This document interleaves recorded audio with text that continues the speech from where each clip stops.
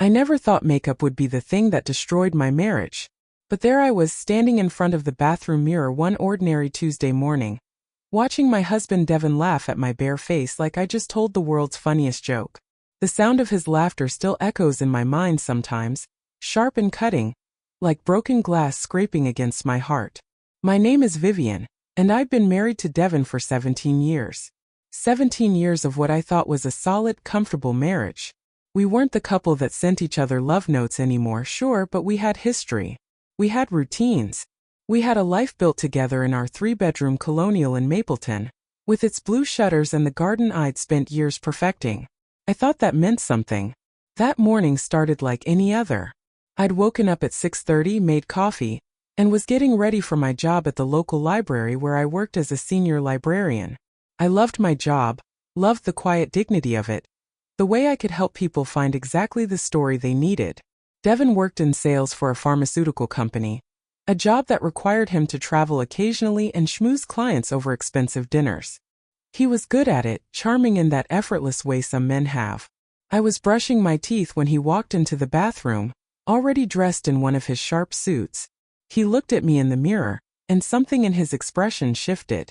It wasn't quite disgust, but it wasn't far from it either. "You're really going to work like that?" he asked, his tone light but pointed. I rinsed my mouth, confused. Like what? Without any makeup. "Vivian, you're 42 years old. Don't you think you should make a little effort?" The words hit me like a slap. I stood there, toothbrush still in hand, staring at this man I'd shared a bed with for nearly 2 decades. My face, bare and honest in the morning light, suddenly felt exposed. Vulnerable. "I've never been big on makeup," I said quietly. "You know that." He laughed then. That's what hurt the most, I think. The laughter. Not a chuckle or a gentle tease, but a real laugh, like the idea of me thinking I looked fine without makeup was genuinely amusing to him. "Yeah, well, maybe that's the problem," he said, still smiling as he adjusted his tie. "My colleagues' wives, they always look put together. Polished. I'm just saying it wouldn't kill you to try a little harder." Then he kissed my cheek, grabbed his briefcase and left for work. Just like that. Like he hadn't just planted a seed of doubt that would grow into something much darker. I stood in that bathroom for a long time after he left, looking at my reflection. Really looking. I saw the lines around my eyes, the ones that came from years of smiling and squinting at books in dim library corners. I saw the freckles across my nose that I'd always kind of liked. I saw my mother's cheekbones and my grandmother's chin. I saw myself. But suddenly I wondered if that was enough. The comment stayed with me all day. While I helped Mrs. Patterson find a new mystery novel for her book club, while I processed returns and shelved books in the biography section, while I ate my turkey sandwich alone in the break room, Devin's laughter played on repeat in my mind. That evening he came home late. Nothing unusual about that. He often had client dinners or after-work meetings. He kissed my forehead absently and headed straight for the shower. I'd made his favorite pot roast, but he barely touched it, claiming he'd eaten already. "How was your day?" I asked, trying to sound normal. "Fine. Busy. The Hendricks account is being difficult again." He scrolled through his phone while he talked, not really looking at me. "Devin, about this morning." "What about it?" He glanced up, genuinely seeming to have forgotten. "The makeup comment. It hurt my feelings." He sighed, the kind of sigh that suggested I was being overly sensitive. "I wasn't trying to hurt your feelings, Viv. I was just being honest. You asked me to always be honest with you, remember?" I did remember. It was something we'd promised each other early in our marriage. But honesty without kindness is just cruelty dressed up in virtue. "There's a difference between honesty and being mean," I said softly. "Mean?" He set his phone down, looking genuinely baffled. "I wasn't being mean. I was trying to help. Look, forget I said anything, okay? If you want to go around looking washed out, that's your choice." Washed out. Another little knife slipped between my ribs so casually. That night I couldn't sleep. I lay there in the darkness, listening to Devin snore beside me, and felt more alone than I'd ever felt in my life. When had he started seeing me this way? When had I become something that embarrassed him, something that needed fixing? I thought back to when we first met. I was 25, fresh out of library school, working at the university library. Devin was 28, charming and ambitious, always talking about his future plans, his dreams of climbing the corporate ladder. He pursued me with an intensity that felt romantic at the time.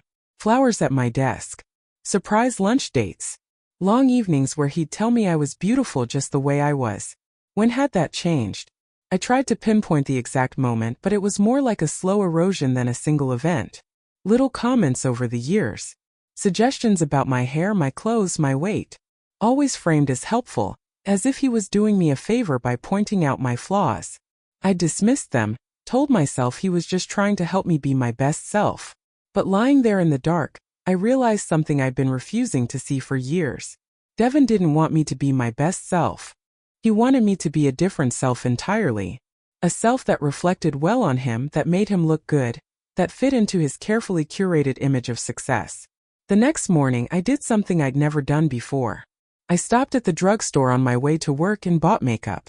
Not expensive stuff, just drugstore brands. Foundation and mascara and a coral lipstick that the young sales associate promised would brighten my complexion. I felt foolish standing there in the cosmetics aisle, a 42-year-old woman who didn't know the first thing about contouring or highlighting or any of the other terms the girl threw around so casually. In the library bathroom before my shift started, I applied it following a YouTube tutorial I'd watched the night before at 2 in the morning. The face that looked back at me from the mirror was different. Not bad necessarily, but not quite me either. I looked polished like Devin had said. Put together. But something vital seemed missing. The softness. The authenticity. Me. My coworker Sandra walked in and did a double take. Wow, Vivian. You look so different. Special occasion. Just trying something new, I said, forcing a smile. Well, you look great.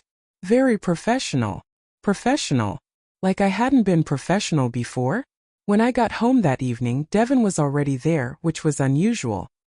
He was in the kitchen, pouring himself a scotch. Hey, I said, waiting for him to notice. He looked up and I saw it. A flicker of surprise, maybe even appreciation. You look nice. Nice. Not beautiful. Not stunning. Nice. Like I'd finally reached some baseline level of acceptable. Thanks, I said, even though the word tasted bitter. See? I told you a little effort goes a long way. He smiled, pleased with himself, as if he'd fixed a problem. We should celebrate. How about we go out to dinner this weekend? That would be nice, I said, trying to match his enthusiasm. But that weekend came and went without dinner. Devin had a last-minute work emergency, or so he said. I spent Saturday evening alone, watching romantic comedies and wondering when I'd become so pathetic. Over the next few weeks, I kept up the routine. Makeup every day. Different outfits, more carefully chosen. I even bought new clothes, spending money we didn't really have to spare, trying to transform myself into whatever version of a wife Devin wanted me to be. He seemed more attentive at first, more affectionate.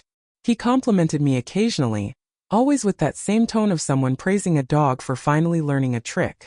I told myself it was worth it, that this was just part of being married, of keeping your partner happy. My mother had always said marriage took work, that you had to make an effort to keep the spark alive. But something else started happening too. Devin's late nights became more frequent. His business trips lengthened. When he was home, he was distracted, always on his phone, always with some excuse about work stress. I'd catch him smiling at his screen sometimes, a soft, private smile I hadn't seen directed at me in years. One night, about a month after the makeup incident, I came home to find him on the couch, laughing at something on his phone. When he saw me, he quickly locked the screen and set it face down. What's so funny? I asked, setting down my bag. Just a meme one of the guys from work sent, he said, but his eyes didn't quite meet mine. Can I see? It's already gone. You know how those group chats are, messages flying by too fast. He stood up, stretching. I'm going to take a shower before dinner. I watched him go, that uncomfortable feeling in my gut growing stronger. I'm not a paranoid person by nature. I've never been the type to snoop or demand passwords or check receipts. But something in my gut kept whispering that something was wrong. Call it intuition, call it a wife's sixth sense, call it whatever you want. I knew. Still, I pushed it down. I told myself I was being irrational, that the makeup comment had made me insecure and I was reading into things that weren't there. Devin loved me. We'd been together for 17 years. People didn't throw away 17 years over nothing, did they? My best friend Carla called me one evening when Devin was on yet another business trip. "How are you doing?" she asked, and something in her tone suggested she already knew the answer wasn't good. "I'm fine," I said automatically. "Viv, you don't sound fine. You sound exhausted." And suddenly, inexplicably, I was crying. Great heaving sobs that came from somewhere deep inside me. A place I'd been carefully ignoring for weeks, maybe months, maybe years. "He doesn't see me anymore," I managed to say between sobs. I don't know when it happened, but somewhere along the way, I became invisible to him. Or worse, I became visible in all the wrong ways. Like I'm this embarrassing thing he has to manage. "Oh, honey," Carla said softly. "Has he said something specific?" I told her about the makeup comment, about the weeks since then, about how I'd been trying so hard to be what he wanted, and it still didn't feel like enough. "Listen to me carefully," Carla said, her voice firm. "A man who loves you doesn't make you feel like you need to change your appearance to be acceptable. A man who loves you doesn't laugh at you. That's not love, Viv. That's control."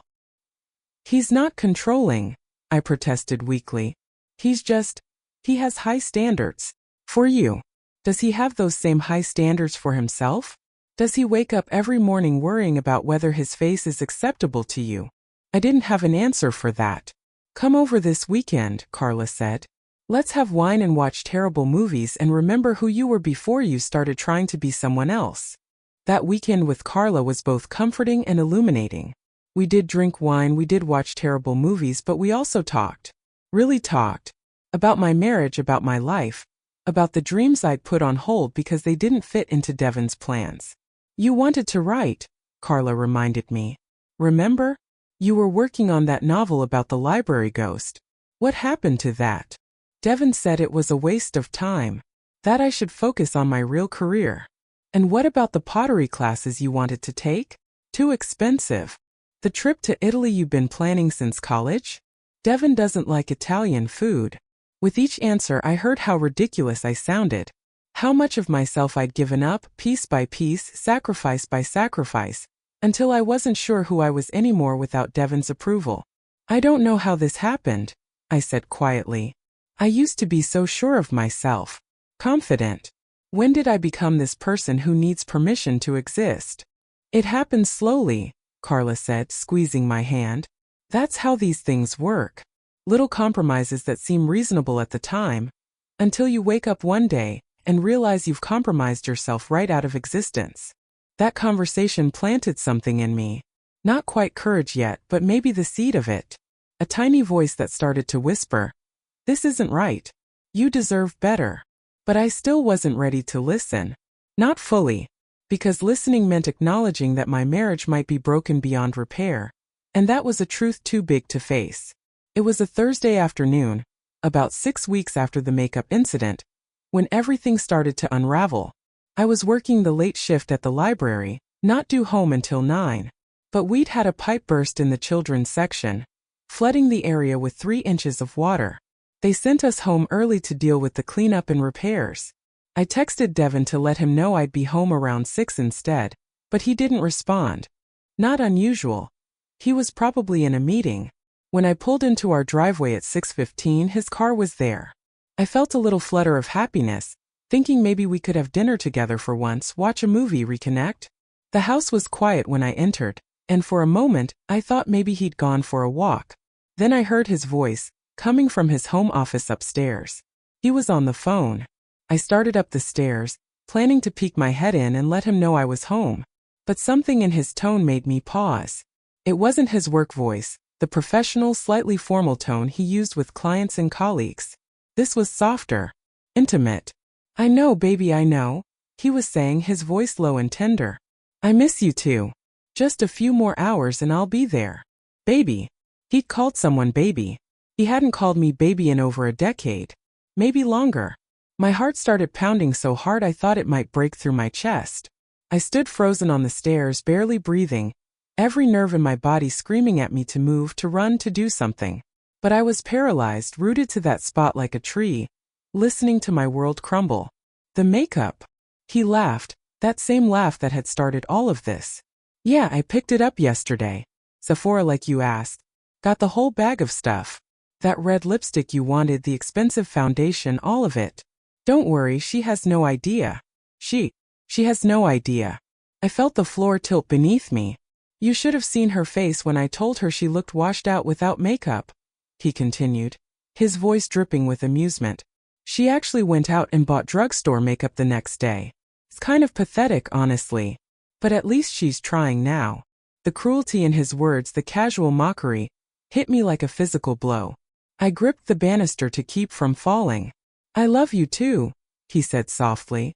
See you at 8. I'll tell her I have a late client dinner. She always believes that. She always believes that. Because I had believed it. Every time.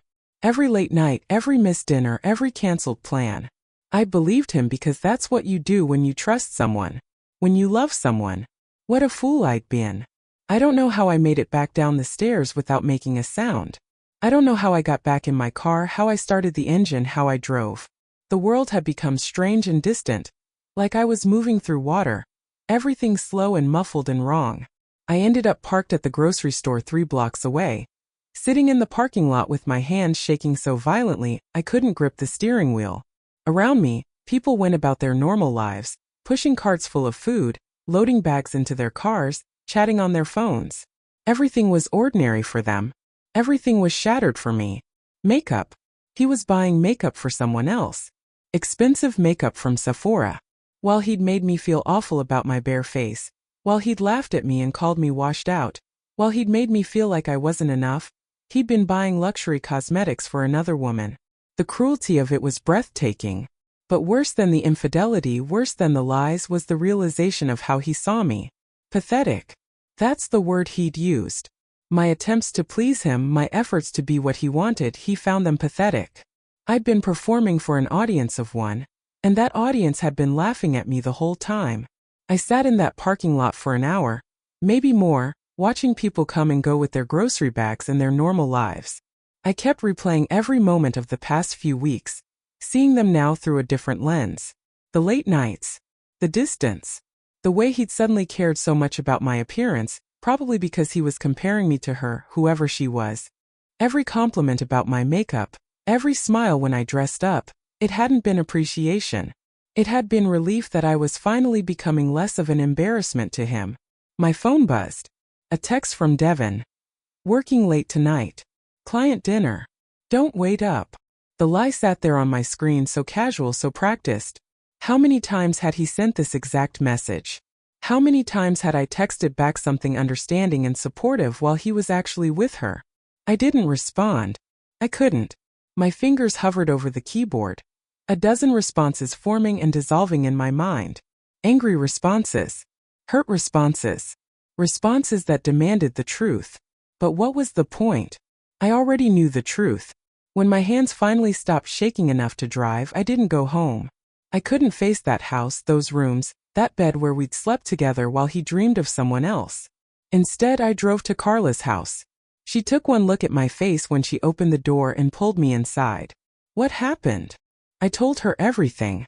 The early dismissal from work, the phone call I'd overheard, every horrible word. She listened without interrupting, her face growing darker with every sentence, her hand gripping mine tighter and tighter. That son of a... She stopped herself, took a breath. Okay, first things first. You need proof. I know you heard what you heard, but if this goes where I think it's going to go, you need documentation. I can't spy on my own husband, I said, even though part of me knew she was right. Vivian, honey, he's already betrayed you. Multiple times by the sound of it. You're not spying, you're protecting yourself. Trust me on this. Carla's sister had gone through a nasty divorce 3 years earlier. Melissa had been blindsided, had trusted her husband completely, and had ended up with almost nothing because she had no proof of his affairs, no documentation of the money he'd been siphoning away. She told Carla every detail of what she should have done differently, lessons learned the hard way.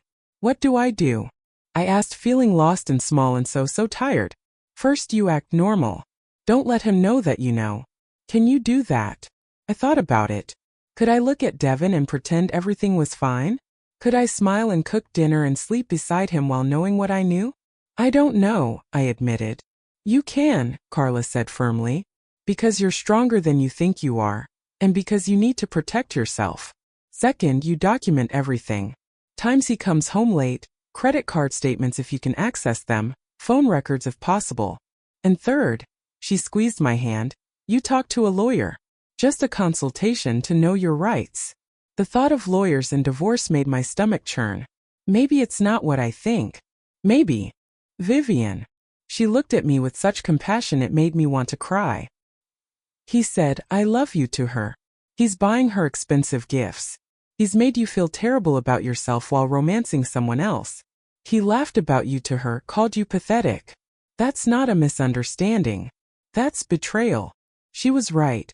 Deep down I knew she was right. I don't know if I can do this, I whispered. Yes, you can. You absolutely can. Because the alternative is staying with a man who doesn't respect you, who lies to you, who makes you feel small. Is that really what you want? No, it wasn't. But the thought of blowing up my life, of facing the unknown, of being alone after 17 years was terrifying. Stay here tonight, Carla said. Text him something vague about staying with a friend. Give yourself some space to think. I did. I texted Devin that I was staying at Carla's, that I needed some friend time. He responded immediately. Okay. Have fun. Have fun. Like my absence was a relief. Maybe it was. Maybe he was already making plans to see her, thrilled to have an unexpected free evening.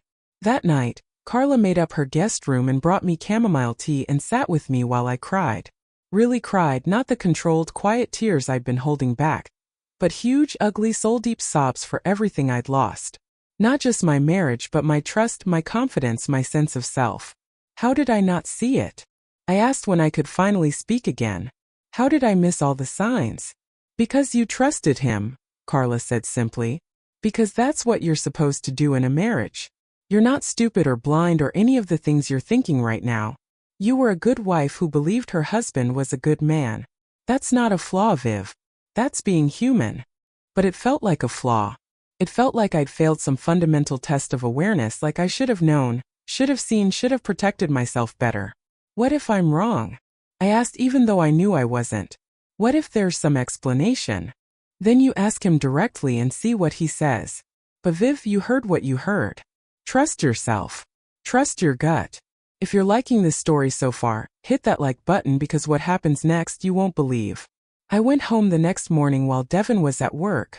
The house felt different now, tainted. I walked through rooms we decorated together. Past photos of us smiling on vacations and at family gatherings. All these artifacts of a life that had apparently been a lie. I went to his office first. Devin was meticulous about some things but careless about others. His filing cabinet was locked, but I knew where he kept the key, taped to the bottom of his desk drawer because he was always losing keys and this was his solution. Inside, I found credit card statements he'd hidden from me. We had a joint account for household expenses, but apparently he had his own card too. I photographed every page, my hands surprisingly steady now. Charges at expensive hotels on nights he'd claimed to be working late. Dinner at romantic restaurants. Jewelry stores. Sephora multiple times, hundreds of dollars per visit. Victoria's Secret. A florist. Wine shop charges that could have stocked a cellar. All the while, he'd been telling me we needed to budget more carefully, that we couldn't afford the things I wanted. While I'd been clipping coupons and buying store-brand groceries, he'd been spending thousands on another woman. Next, I went to our phone records online. We had a family plan and I could access all the usage details. There, repeated hundreds of times over the past year, was a number I didn't recognize. Calls at all hours, during his lunch breaks, late at night after I'd gone to bed, early mornings before I woke up. Text messages, thousands of them. I called the number from my own phone, my heart pounding. It rang 3 times, then went to voicemail. A woman's voice, bright and young. Hi, you've reached Jessica. Leave a message and I'll get back to you. Jessica. She had a name now. I hung up without leaving a message and sat down on our bed, the evidence literally in my hands. This was real. This was happening. My marriage was over, even if Devin didn't know it yet. That night, Devin came home at his usual time, whistling as he walked through the door. Whistling. Like everything was fine. Like he hadn't spent his lunch hour probably calling her. Hadn't spent our money on her gifts, hadn't mocked me to her. "Hey babe," he said, kissing my cheek. "What's for dinner?" "I was thinking of ordering pizza," I said, amazed at how normal my voice sounded. I had a long day and didn't feel like cooking. "Sounds good." He loosened his tie and headed for the living room. "Get extra cheese on mine." I ordered the pizza, set the table, poured him a beer, and sat across from him like I'd done thousands of times before. We ate and talked about nothing. His difficult colleague, my flooding problem at work, whether we needed to have the gutters cleaned. Surface conversation, the kind that fills time without saying anything real. All the while I was watching him, really seeing him for the first time in years. The way he barely looked at me when he talked. The way he checked his phone constantly. The way he seemed present but not really there, like a part of him was always somewhere else. With her. With Jessica. "Devin," I said suddenly, "when did you stop loving me?" He looked up surprised. "What kind of question is that?" "A real one. When did it happen?" "I do love you, Viv. Don't be dramatic." "Do you? Or do you just love having someone to cook your meals and clean your house, and maintain your comfortable life, while you're off living another one?" His eyes narrowed. "Where is this coming from? Did Carla put ideas in your head again? She's always been jealous of what we have." The deflection was so smooth, so practiced. Blame Carla, make me doubt myself, turn it around so I was the one being unreasonable. But I wasn't playing that game anymore. "I'm tired," I said instead of pushing further. "I'm going to bed early." "Okay," he said, already turning back to his phone. "I have some work to finish up anyway." "Work? Right." I went upstairs and did something I never thought I'd do. I took his phone from the nightstand where he'd left it while he showered that morning. It had been sitting there all day. He must have grabbed his work phone instead. My hands were shaking again as I tried to unlock it. I tried our anniversary. Wrong. Our wedding date. Wrong. His birthday. Wrong. Then, on a hunch born from desperation, I tried a combination of numbers I'd seen him type quickly a few times when he didn't think I was watching. 0131. January 31st. I had no idea what that date meant, but it opened the phone. The number of messages made my stomach drop. There was a contact listed only as JR. No name, just initials. Jessica Reynolds, probably. I opened the thread and immediately wished I hadn't. Months. There were months of messages. Photos I couldn't bring myself to look at closely. Plans for meetings at hotels. Declarations of love that should have been mine. Complaints about me. How I'd let myself go. How I was boring and predictable. How I didn't understand him the way she did. He'd sent her a picture of me from last summer at a family barbecue. One where I was laughing at something my nephew had said, looking happy and natural. His caption. "This is what 17 years does to a woman. Can't wait to see you tonight, beautiful." I thought I might vomit right there on the bathroom floor. But I didn't. Instead, I methodically took screenshots of everything with my own phone. Every message, every photo, every cruel comment. My hands were mechanical now, disconnected from my body. I was operating on autopilot, some survival instinct taking over where my emotions had shut down. There were messages from just hours ago. Today, while I'd been photographing credit card statements and calling Jessica's number, they'd been texting, making plans for this weekend. He was going to tell me it was a work conference. He'd even booked a hotel room. Something romantic downtown with a spa and a fancy restaurant. I found messages from the day after he'd made the makeup comment. He'd texted Jessica. Mission accomplished. Finally got her to do something about her face. Maybe now I won't be so embarrassed to be seen with her in public. The messages went back over a year. Over a year of lies and manipulation and betrayal. While I'd been trying to be a good wife, he'd been building an entire relationship with someone else. They had inside jokes, pet names, a whole secret language of intimacy that should have been ours. I read through it all, torturing myself with the details, needing to see the full scope of his betrayal. They'd been on weekend trips together. Getaways he disguised as work conferences. She'd been to our house once when I was visiting my sister out of state. They'd slept in our bed. Our bed. I carefully put his phone back exactly where it had been and climbed back into that bed beside him. The bed where he'd brought his mistress. The bed where he slept next to me every night while dreaming of her. I didn't sleep. I lay there in the darkness, listening to him breathe, this man who'd promised to love and cherish me, who'd stood at an altar and made vows he'd apparently forgotten. I thought about our wedding day, how young and hopeful we'd been. I thought about the years we'd spent building this life, this house, this marriage. I thought about how many times I'd put his needs before mine, his career before mine, his comfort before my own. And I thought about how he'd made me feel ugly, unworthy, and insufficient, all while lavishing attention and expensive gifts on someone else. But most of all, I thought about the woman I used to be before I met Devin. Confident, ambitious, full of dreams. I'd wanted to be a novelist, to travel the world, to take risks and have adventures. Somewhere along the way, I'd convinced myself those dreams were childish, that being a good wife meant being smaller, quieter, more accommodating. Devin hadn't made me small. I'd let him. I'd chosen, again and again, to diminish myself because I thought that's what love required. But love doesn't require you to disappear. Real love makes you more yourself, not less. The anger came then, hot and clarifying. Not the explosive, throwing things kind of anger, but the cold, determined fury that burned slow and clear. I wasn't just hurt anymore. I was done. When dawn broke, I got up and started coffee like I did every morning. Devin came down in his suit, distracted and already on his phone. "Morning," he said absently. "Morning," I replied, pouring his coffee exactly how he liked it. He barely looked at me as he grabbed his briefcase and headed for the door. "I'll be late tonight. That conference I mentioned starts today, remember? I'll be gone through Sunday." The lie rolled off his tongue so smoothly. How many times had he practiced it? "Have a safe trip," I said with a smile. As soon as his car pulled out of the driveway, I called the lawyer Carla had recommended. Her name was Patricia Rothstein, and she had a reputation for being brilliant and ruthless in equal measure. Her secretary scheduled me for that afternoon, marking it as urgent at my request. I spent the morning organizing all the evidence I'd gathered. Credit card statements, phone records, screenshots of messages. I put it all in a folder, neat and chronological, a roadmap of my husband's betrayal. Patricia's office was downtown, all dark wood and leather chairs and law books lining the walls. She was in her 50s, with silver hair cut in a sharp bob and eyes that missed nothing. When her secretary showed me in, she stood and offered her hand. "Mrs. Harrison," she said, "Carla speaks very highly of you. Please sit down." I sat, clutching my folder, suddenly feeling foolish. Was I really going to do this? Blow up my whole life based on phone messages and credit card charges?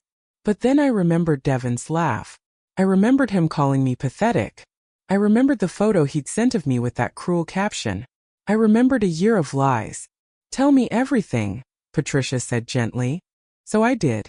I told her about the makeup comment, about overhearing the phone call, about everything I'd discovered since. I showed her the evidence, spreading it across her desk. Months and months of proof that my marriage had been a sham. She looked through it all methodically, making notes, her expression neutral but her eyes angry. "Mrs. Harrison, Vivian," she said when I'd finished, "I want you to understand something very clearly. What you've described isn't just infidelity. It's emotional abuse. The way he's criticized you, made you feel inadequate, gaslit you into thinking you were the problem. That's abuse. The affair is bad enough, but the systematic way he's undermined your self-worth while spending marital assets on his mistress, that's calculated cruelty." Hearing it said so plainly, in legal terms, somehow made it more real. "How long have you been married?" she asked. 17 years. "Children?" "No. We tried for a while, but it never happened. Eventually, we just stopped trying. I'd mourned that for years, the babies that never came. Now I felt grateful. At least there were no children to hurt in this mess." She nodded, making more notes. "Assets. The house is in both our names, worth about $450,000. We owe about $200,000 on the mortgage. We have joint savings of about $120,000, though God knows how much of that he's actually spent on her. His retirement account is substantial, around $300,000.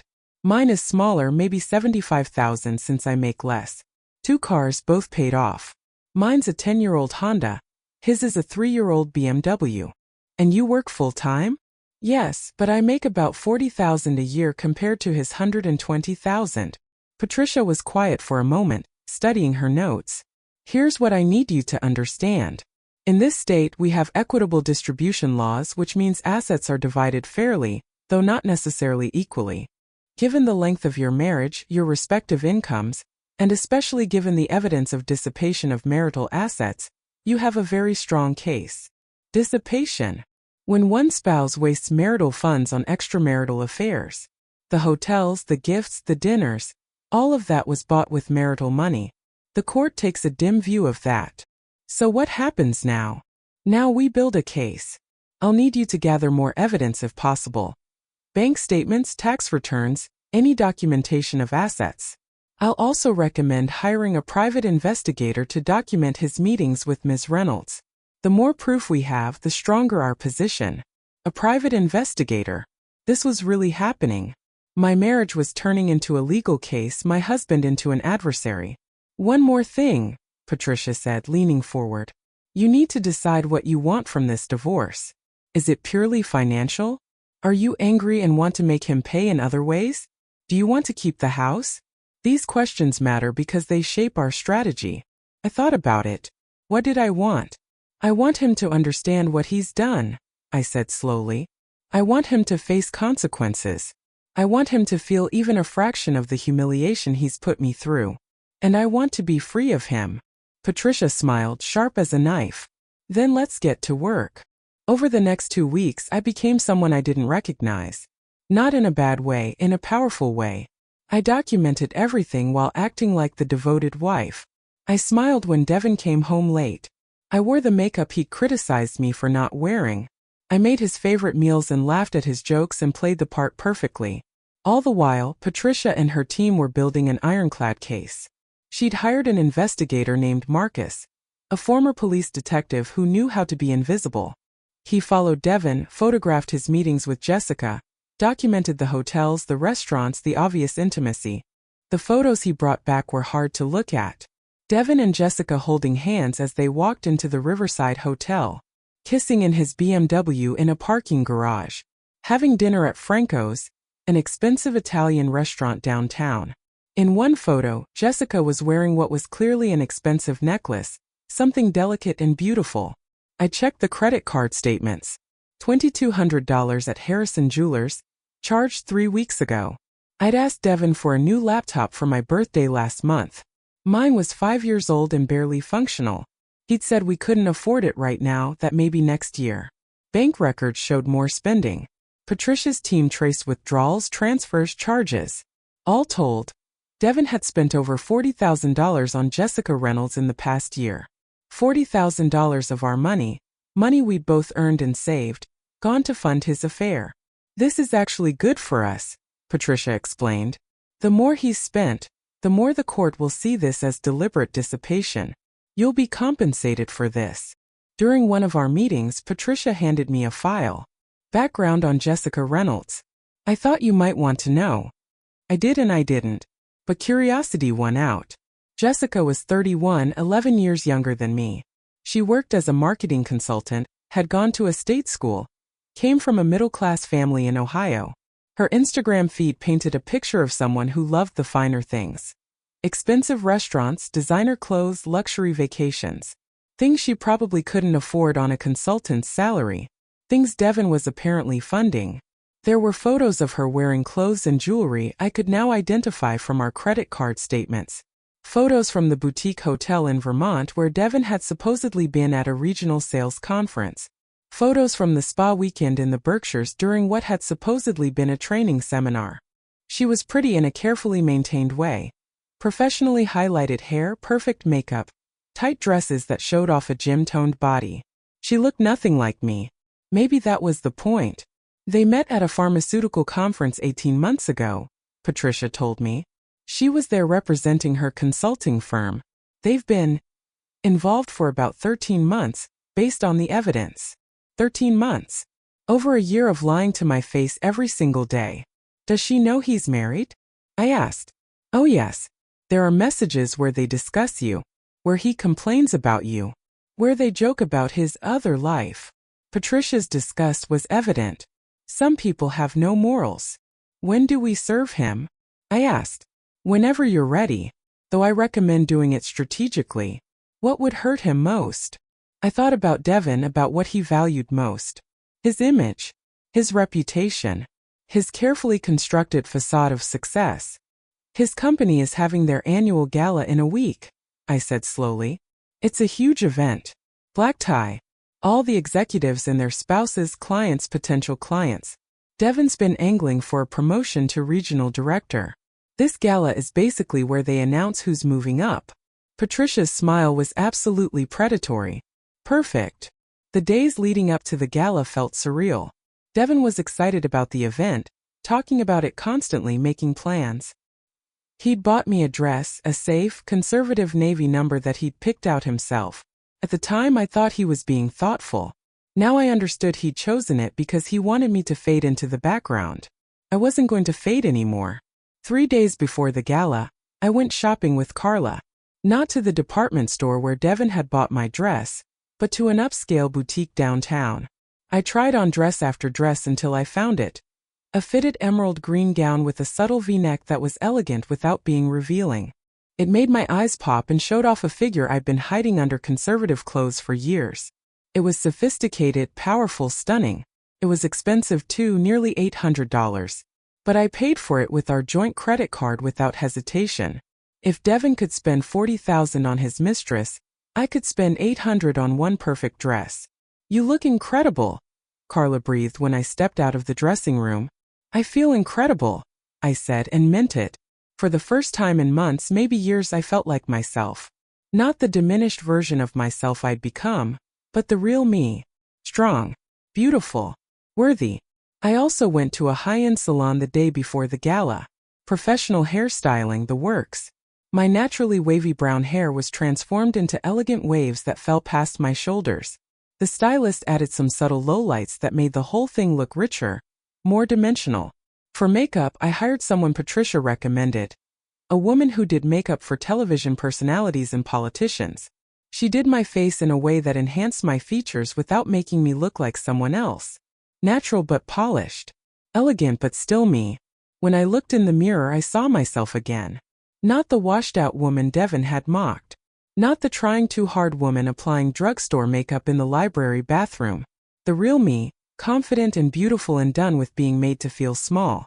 The night of the gala, Devin was ready first, looking handsome in his tuxedo. He was nervous, I could tell.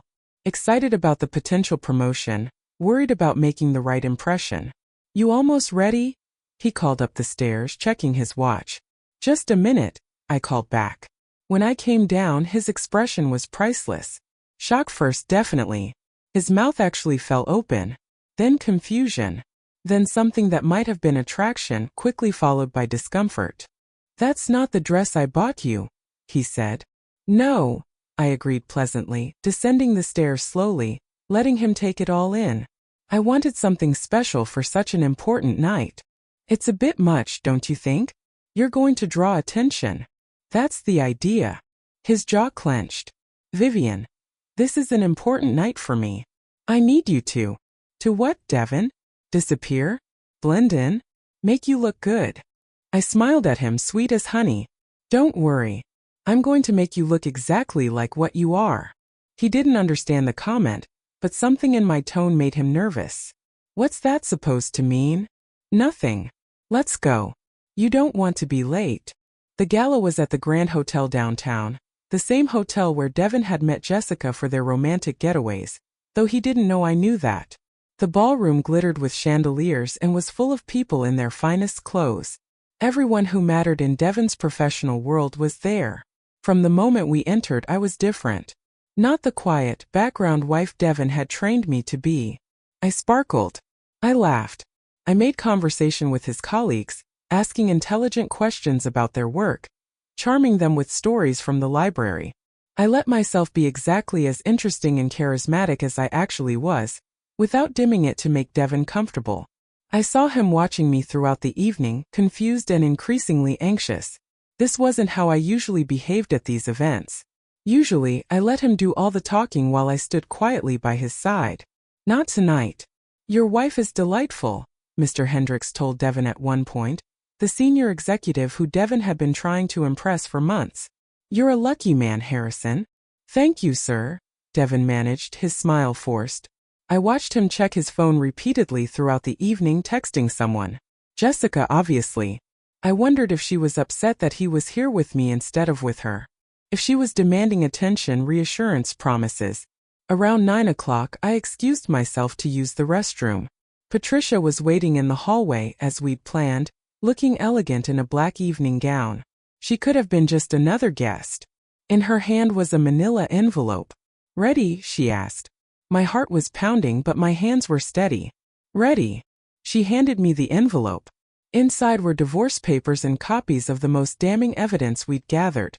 Photos of Devin and Jessica entering the hotel. Printouts of his text messages, the worst ones, including the one where he'd called me pathetic. Credit card statements with highlighted charges showing his spending on his mistress.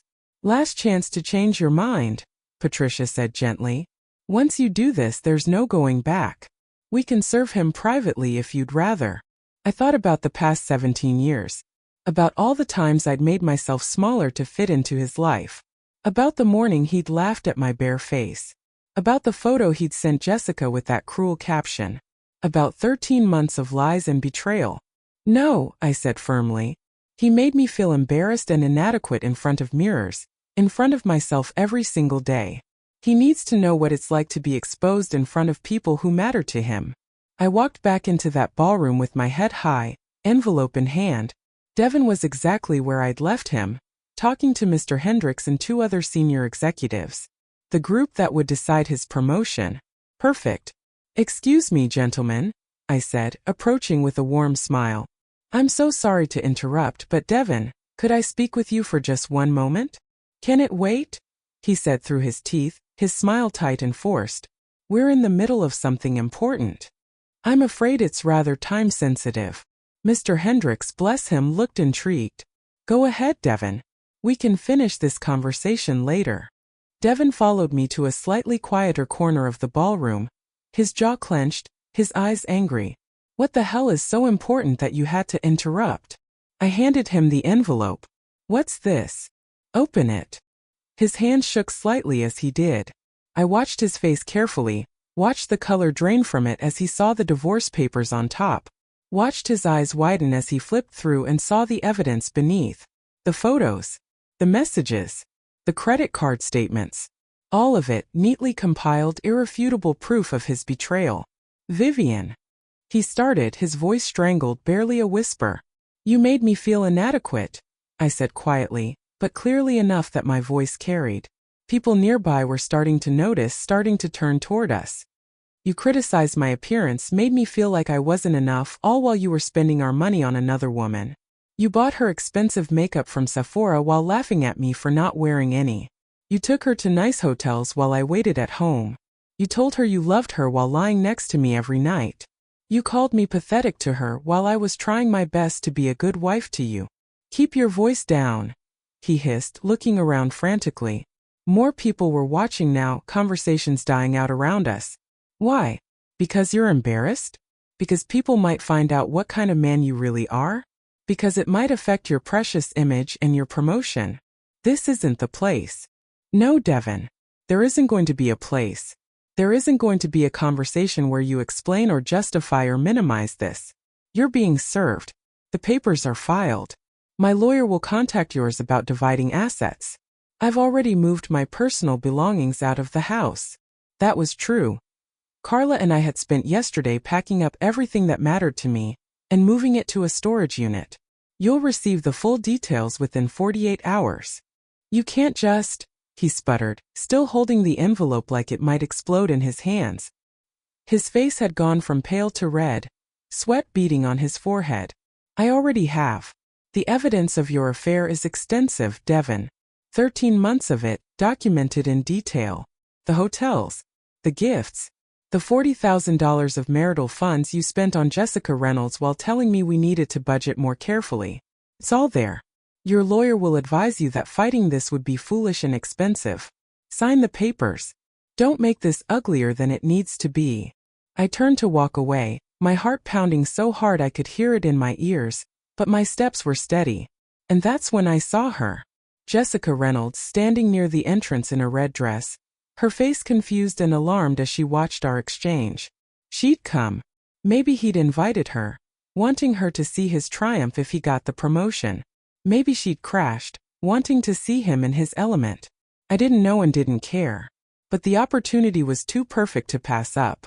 I walked right up to her, this woman who'd been sleeping with my husband, who'd accepted expensive gifts bought with our money, who'd laughed at cruel jokes about me. "Jessica," I said pleasantly. She looked startled, trapped. Yes.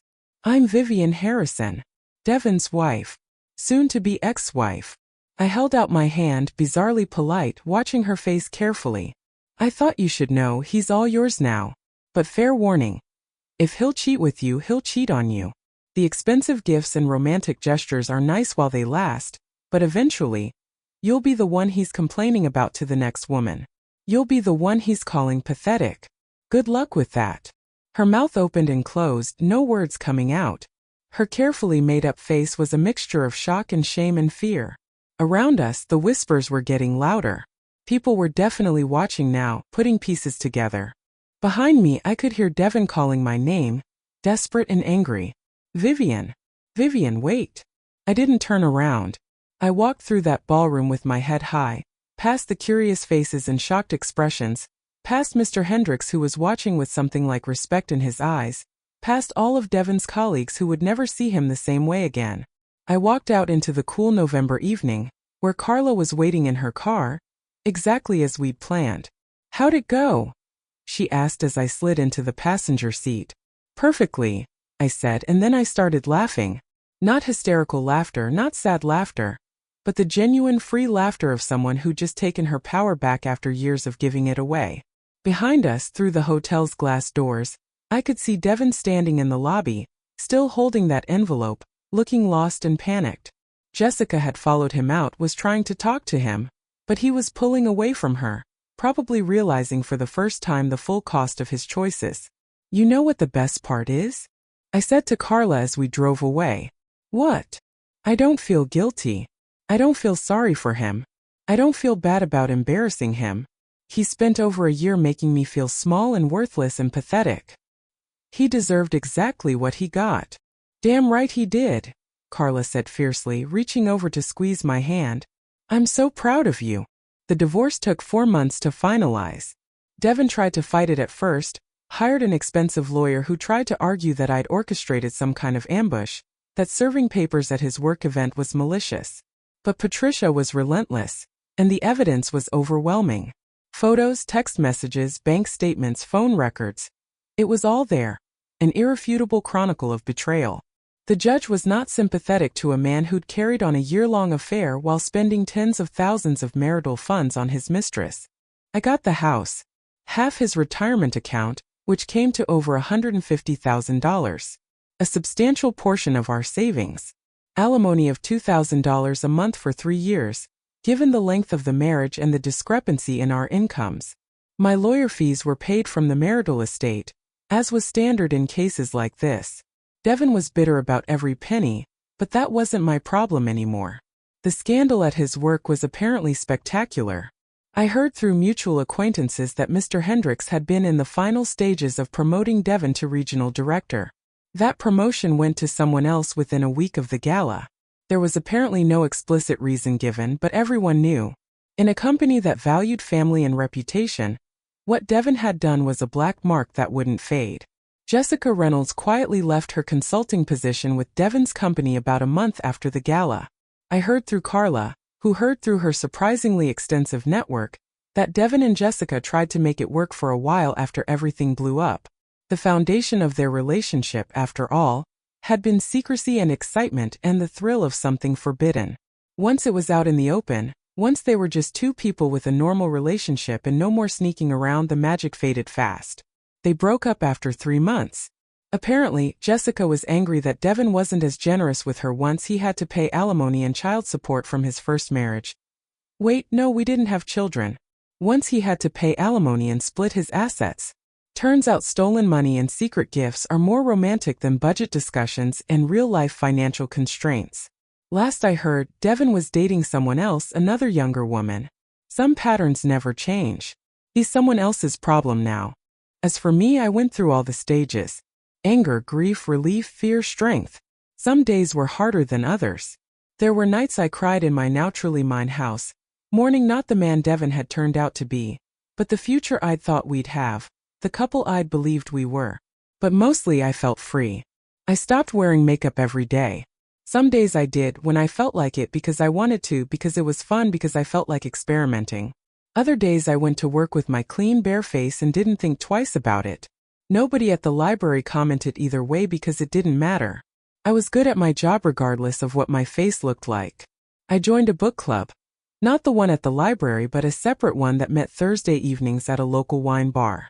I started taking evening walks through the neighborhood, really seeing the trees and houses and gardens I'd passed 1,000 times without noticing. I traveled to places I'd always wanted to visit: a literary tour of England, a cooking class vacation in Tuscany, a volunteer trip to help build a library in Guatemala. Devon had always said those things were too expensive or too impractical or too touristy. Turned out they were exactly what I needed. 6 months after the divorce was finalized, I got a promotion at work: Director of Library Services. It came with a significant raise, more responsibility, and an office with a window overlooking the garden courtyard. I'd been doing excellent work for years, but somehow I'd never pushed for advancement, never advocated for myself. I'd made myself small, not just at home but everywhere. I wasn't small anymore. I also started writing again, something I'd given up years ago when Devon had dismissively called it a waste of time. Every evening after dinner and my walk, I'd sit down at my laptop and write. At first it was just journaling, processing everything that had happened. But gradually it evolved into something more. A novel about a woman who discovers her strength after betrayal. Fiction, but with echoes of truth woven through it. One evening, about a year after that horrible Tuesday morning when this all started, I was at a coffee shop working on my manuscript when someone sat down across from me. I looked up, ready to politely point out that there were other empty tables, and found myself looking at a man about my age with kind eyes, graying temples, and a gentle smile. "I'm sorry," he said immediately, "but I've been watching you write for the past half hour, and you've made about 50 different facial expressions. You've laughed out loud twice, looked near tears once, and spent 5 minutes just staring out the window. That must be one hell of a story you're working on." I laughed, surprised and charmed despite myself. "It's a novel. Very dramatic." "I'm Robert," he said, "and I promise I'm not a creep who randomly sits at women's tables. I'm actually terrible at this. I haven't asked someone out in about 15 years. And I'm realizing now that I probably should have just come over and said hi like a normal person instead of opening with the fact that I've been watching you." "I'm Vivian," I said, closing my laptop. "And I appreciate the honesty. Also, the acknowledgement that watching someone for half an hour could sound creepy." He laughed, a warm sound that crinkled the corners of his eyes.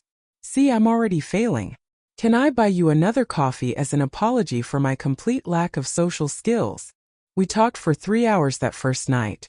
Robert was a high school English teacher, recently divorced himself after a 20-year marriage that had ended not in betrayal, but in the gradual realization that he and his ex-wife had grown into different people who wanted different things. He had 2 teenage kids, a daughter and a son, who lived primarily with their mother, but spent every other weekend with him. He was thoughtful and funny and made me laugh. He asked about my novel and actually listened to my answer, asked follow-up questions, seemed genuinely interested. When I mentioned I worked at the library, he lit up and told me about his favorite books, about the literature he taught, about how he believed stories could change lives. When he finally asked if he could take me to dinner sometime, I said yes. That was over 2 years ago now. Robert and I have been together ever since, taking it slow, both of us gun-shy from our previous marriages but willing to try again. He's shown me what it looks like when someone truly loves you, not the idea of you, not the version of you they want you to be, but the actual you. He's seen me without makeup countless times and never once suggested I needed any. He's celebrated my promotions and supported my dreams and encouraged my writing. He's made me feel valued every single day, not through grand gestures but through consistent kindness, respect, and genuine interest in my life. Last month I finished my novel. Not the one I was working on that first night in the coffee shop, but a different one, better one. Robert read it first, cover to cover in 2 days, and when he finished, he looked at me with tears in his eyes and said, "Viv, this is remarkable. You need to publish this. I'm querying agents now. Maybe something will come of it, maybe it won't. But I wrote it. I finished it. I created something I'm proud of, something that exists in the world because I made it exist. Do I think about Devin sometimes? Sure. You don't spend 17 years with someone and just forget them. But I don't miss him. I don't miss the person he made me feel like I had to be. I don't miss diminishing myself to fit into his narrow idea of what a wife should be. Sometimes I run into mutual acquaintances who tell me Devin asked about me, usually with some veiled suggestion that he regrets how things ended. I'm always polite but clear. I'm not interested. That chapter of my life is closed. Looking back now, that morning with the makeup comment wasn't the end of my marriage. It was the beginning of my awakening.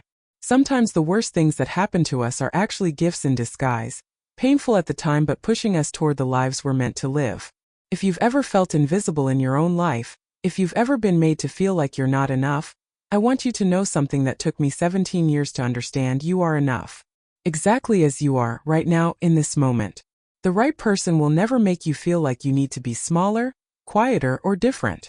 The right person will love your bare face and your dressed-up face with equal enthusiasm. The right person will make you feel seen, heard, valued. And if the person you're with right now doesn't make you feel that way, maybe it's time to ask yourself why you're staying. I'm not saying divorce is always the answer. Every situation is different. Every relationship is its own story. But you deserve to be with someone who treats you with respect, kindness, and genuine love. You deserve to feel like yourself, not like a diminished version of yourself. Do you think my decision to expose Devin at his work gala was right? Or should I have handled it more privately? Tell me in the comments what you would have done. I've thought about it many times over the past few years. Sometimes I wonder if I was too harsh, if embarrassing him publicly was crossing a line. But then I remember how he made me feel for over a year, the systematic way he undermined my confidence while betraying my trust, and I think maybe he needed to feel a fraction of that embarrassment and exposure. That makeup comment changed my life, but not in the way Devin intended. It didn't make me more insecure or compliant or desperate for his approval. Instead, it woke me up. It showed me that I'd been settling for crumbs when I deserved the whole feast. It forced me to see the truth of my marriage, painful as that truth was, and ultimately it set me free. I'm 51 now, living in my beautiful house with the blue shutters and the garden that gets more beautiful every year. I have a career I love, friends who support me unconditionally, and a partner who cherishes me for exactly who I am. I have peace. I have joy. I have creative work that fulfills me. I have dreams again, real ones that I'm actively pursuing. Most importantly, I have myself back.